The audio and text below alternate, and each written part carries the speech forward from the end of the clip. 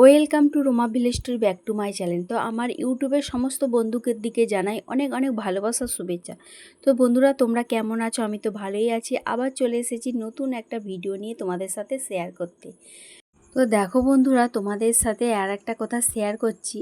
আর যেই মাকে রোজই ফোন করতাম, রোজ একবার হলেও ফোন করতাম, তো এখন দেখো 2 দিন আগে মা ফোন করেছিল, আর আমি কলটা তোলার মতন সুযোগ হয়ে ওঠেনি। তো আমিও দেখো ব্যাকে যে করব সেই সময়টুকু হচ্ছে না, মনে হচ্ছে যেন ভিডিওর প্রতি সময় দিতে গিয়ে নিজের লোকের দিকেই ভুলে যাচ্ছি।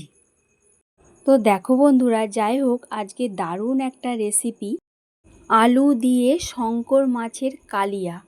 তো মাংস ছেড়ে দিয়েও এই রেসিপিটা কিন্তু আগেই খেতে হবে। তো দারুণ বানিয়েছিলাম।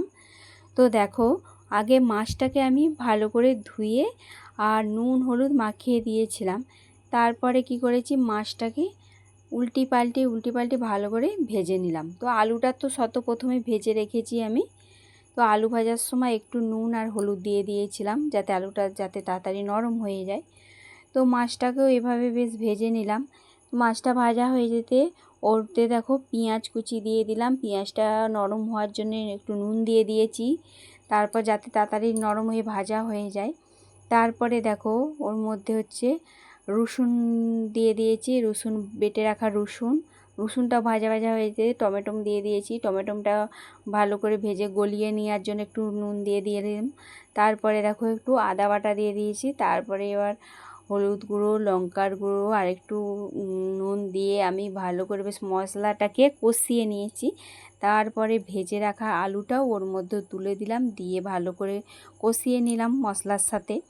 তারপরে দেখো জল দিয়ে দিয়েছি, খুব জল নয়, অল্প সামান্য জল, কেন এটা কষা কষা টাইপের বেশ হবে আর খুব সুন্দর খেতে হবে। তো দেখো আলুটা সেদ্ধ হয়ে যাওয়ার পর আমি মাছটা ওর মধ্যে দিয়ে দিলাম।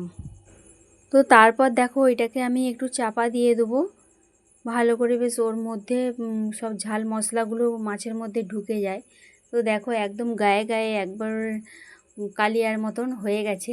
তো এই রেসিপিটা কিন্তু খেতে দারুণ লেগেছিল, কি বলবো, খুব সুন্দর লেগেছিল। তো চলো ভিডিওটা এখানেই শেষ করলাম। কেমন লাগলো অবশ্যই জানাবে, ভালো লাগলে লাইক কমেন্ট করো।